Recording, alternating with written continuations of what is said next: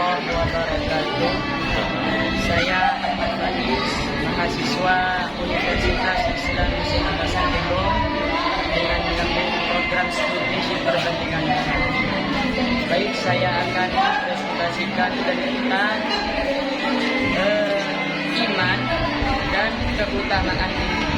Sebelumnya saya hormati dan pengasuh Pondok Pesantren Zainul Hasan Kiai Haji Muhammad Hasan Mutawakkil Allah SMAIM, yang saya hormati pula Rektor Universitas Islam Zainul Hasan Dr.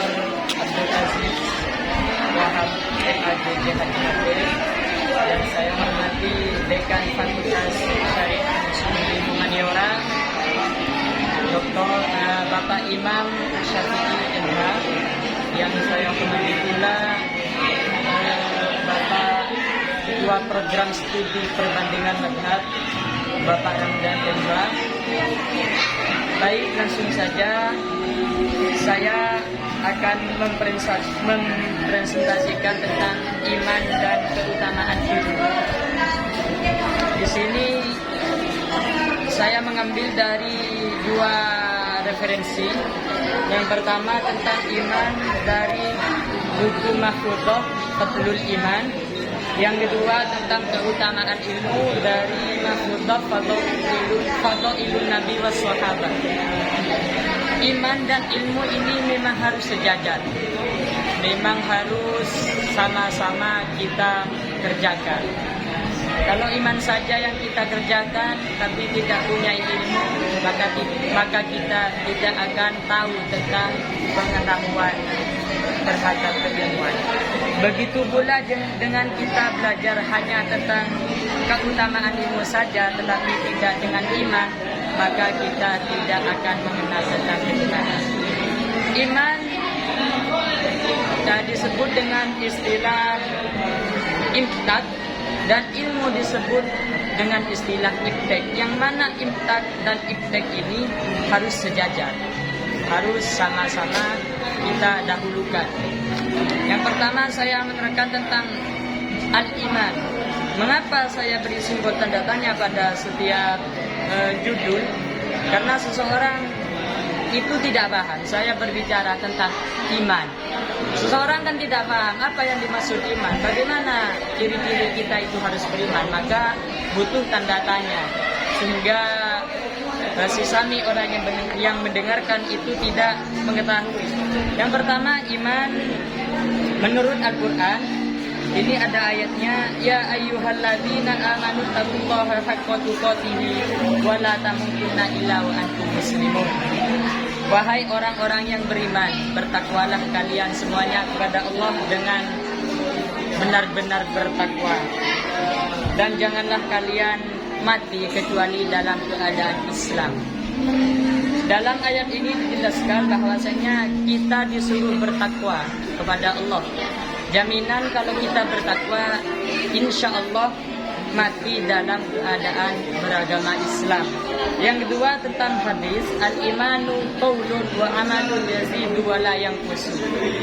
Iman ialah berupa ucapan, berupa perbuatan, yang mana iman ini bisa bertambah dan juga bisa berkurang.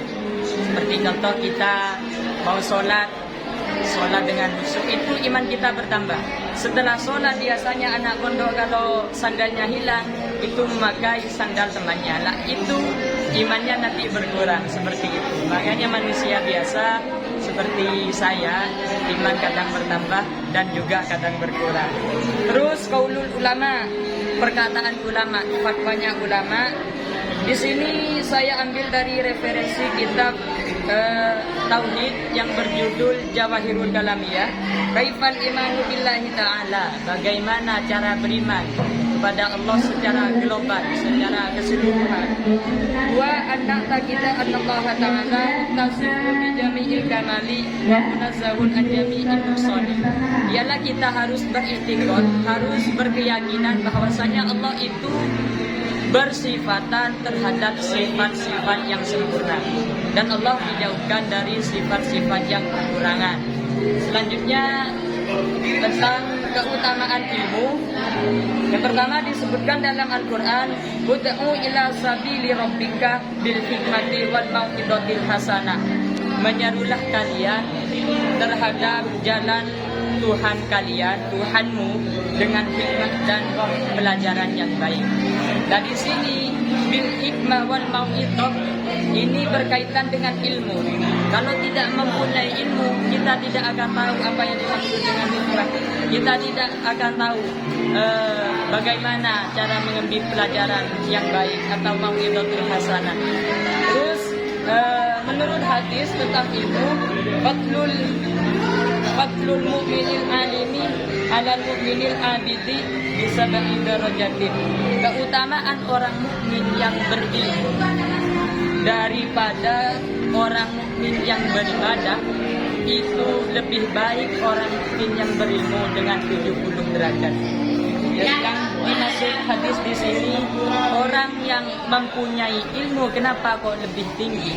Karena orang yang mempunyai ilmu dalam melakukan ibadah itu sudah tahu ilmunya.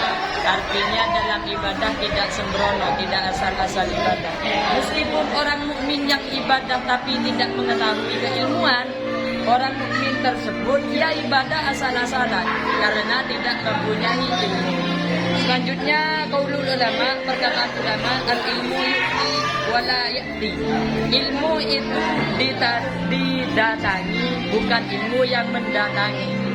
Dan jadi kita seorang pelajar itu memang butuh pada ilmu yang bisa cari di sekolah, di kampus, di jurnalis, referensi dan lain sebagainya. Bukan ilmu yang mendatangi kita. Kenapa? Karena kita yang membutuhkan, bukan ilmu yang membutuhkan kita. Mungkin ini saja yang bisa dapat saya sampaikan. Semoga ada manfaatnya. Wassalamualaikum warahmatullahi wabarakatuh.